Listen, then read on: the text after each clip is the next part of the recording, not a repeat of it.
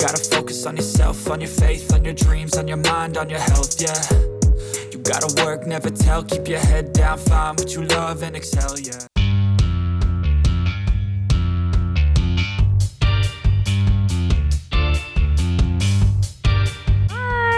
Welcome to the Fuentes Family channel. My name is Lorie, and in today's video, we will be doing another street interview asking Filipinas from the province of Tigaon, Camarines Sur, Bicol, Philippines if they would marry a rich Filipino or rich foreigner. So let's find out, guys. Let's find out what would their answer would be. So come on. Okay, what's your name? Connie May po. Honey May? Connie. Connie. Wow, that's a unique name. Connie May. My name is Lorie May. I have May. Okay, so you're Connie May. That's very nice. Nice to meet you. Okay, are you single? Yeah. Wow, she's single. She's proud. Yeah. Okay, so Connie, here's the question. Would you marry a rich Filipino or rich foreigner? For me, I'm gonna marry rich Filipino. Wow, why? Nasa lahi. Tsaka, mas maganda kasi yung kalahi mo. Pagka Amerikano kaya, hindi kayo magkakaintindihan. Oh. So what Connie said was because of race, right? Like if she chooses foreigner, communication is like this. Like that. Okay, she couldn't express herself, right? So Filipino for her. Okay, thank you. That's very nice. Okay, next. What's your name, dear? Ruth K po. Ruth K. Wow, I heard Ruth Cake. Now I got hungry.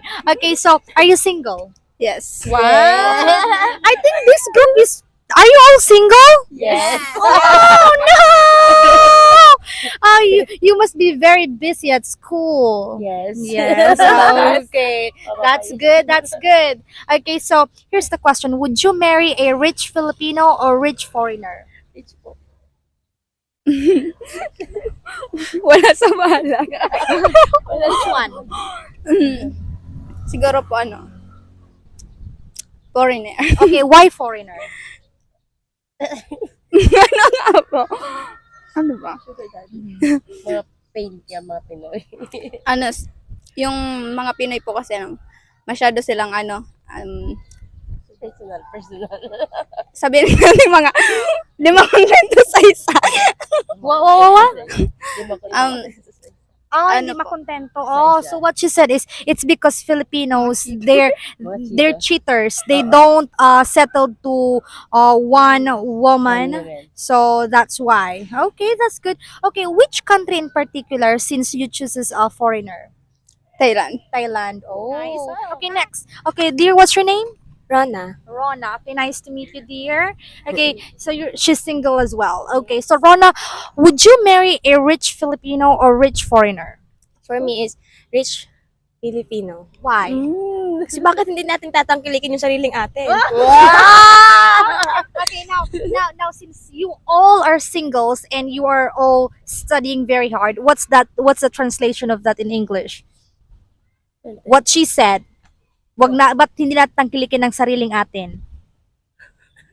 It's kind of we have to be proud of what we have or what we have like that. That's like close to what she said, you know? Mm-hmm. And then what else? Kasi, for me kasi, nasa mga Pilipino kasi yung gusto nyo mga, parang hospitality, ganun yung, may magandang, kasi pag foreigner kasi, marami pang adjustment na gagawin. Then pag sa Pilipino kasi, kilala mo na, alam mo na, tapos, Sariling bansa. tapos sarili din. Okay, so what Rona said is it's because foreigners you will have these lots of adjustment, but if it's Filipino, no, because you knew already you're having the same culture and everything, right? So it's easier. Okay, I understand. I also, how do you say that, respect your answer. Thank you. Okay, next you have a very shy friend friend here. What's your name? Sheila May Mabana po. Sheila May. Wow, that's very cute. You're single as well, right? Which would you prefer? Marrying a rich Filipino or rich foreigner? Rich Filipino po. Why Filipino? Para po yung communication po is hindi po mahirap. So communication won't be very hard. With her, what's your name? Micah Aldabe po. Micah. Wow, that's a very beautiful name, Micah. Nice to meet you. Are you single? Yes po. Yes, you are. Okay, so they're still studying, guys. And Micah, here's the question: would you marry a rich Filipino or rich foreigner? I would marry a rich foreigner. Rich foreigner. Okay, so why? Why? I mean, why? You know, why rich foreigner?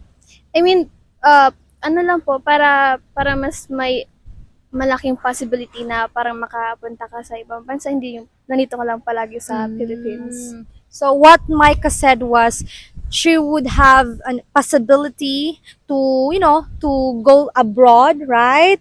To live there, not just here in the Philippines, right? Okay. So another question: which country in particular? Japan. Japan. Ooh, so you like Japanese people, right? Yes, I love Japanese. That's nice. Thank you. A lot of Filipinos are, I mean, you know, I'm not saying a lot, but mostly they like Korean or Japanese, right? I think it's because of the culture. Is it true? Yes, and ang Japan is very clean and safe. That's true. Very clean. Wow. Okay, so thank you so much. That's a very nice answer. Thank you. Okay, here we have another friend. Okay, what's your name? Annie Brigel po. Annie? Yes. Wow, that's a very cute name. Nice to meet you. You sound like a Japanese Annie. Okay, so you're single as well, right? Yep. Yes. Okay. So here's the question. Would you marry a rich Filipino or rich foreigner? For me po, rich Filipino po. Why? Kasi po masarap magmahal ang Filipino. Tsaka pag iyan sa pag ma-communicate ka baga po, syempre madali lang ka mong magkakaintindihan. Tapos syempre parehas lang na language ang nindo. Arag ko ka. Yes po. Okay, so what she said was, it's she chooses Filipino because because of communication. Yes. She was able to communicate with the Filipino better, and at the same time, she also mentioned that Filipino are like the best lovers, something like that. That's what she said. Okay, what's your name? Realin po. Rialyn. Okay, so nice to meet you, dear. Nice to meet you. Okay, so you are taken, right? Okay, so she told me earlier that she's taken. Anyway, here's a question, okay? This is only for the interview. Would you marry a rich Filipino or rich foreigner? Rich foreigner. Rich foreigner. Okay, why? para Para? para siyempre po di ba gurang na siya. Gurang na siya, di madali na siya madids kaya binibit siya na sa kuya. Oh my goodness! So she made a joke. Guys, don't be, you know. She said that she chooses a foreigner because if it's an old foreigner, that foreigner would be like that soon, so she's gonna have the benefits. Oh my goodness! But anyway, for real, like you choose as foreigner, right? Why? Mainang, parang lang kaya, para sa lang kaya, parang kasi Kasi para, it's okay. It's okay. Kahit Tagalog, kahit Bicol nga ni.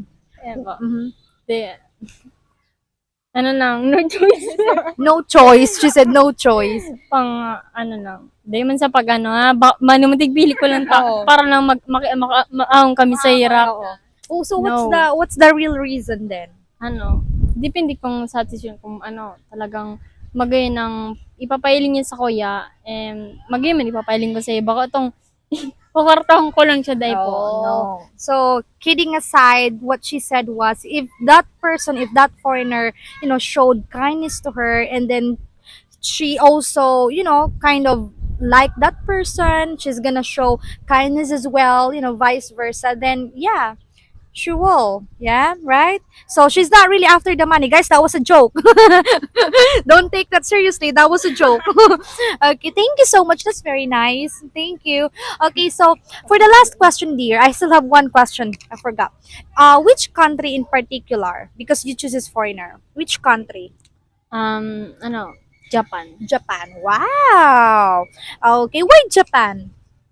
Masyado kayong Japan, medyo bako mga toxic ang mga tao doon. Oh, wow. Medyo So lang, para lang sa kuya. so for her, yeah, for her, based on experience, wow. Okay. But you said for her, people from Japan or men from Japan, they're not toxic. Okay, so that's good. Thank you. How do you say that? I respect your answer, your opinion, right? Thank you. Okay, now what's your name, dear? Leon. Leon. Nice to meet you. Okay, so here's the question: would you marry a rich foreigner or rich? Would you marry a rich foreigner or rich Filipino? Rich foreigner. Why rich foreigner? Para maiba naman. Oh, to make it different. That's why she chooses foreigner. Why you're tired of Filipino men? Yes. She said yes. Oh no. Okay. So are you single? Yes. Wow. So she's single. Okay. So for the last question, which country in particular? Paris. Paris. Yes. Wow. Why Paris? Para baka date niya ako dun sa She said Paris because that person might bring her to Paris for a date on a date like that. Okay. Well, thank you. Okay. So thank you so much for having this interview with us. I had fun. Thank you so much.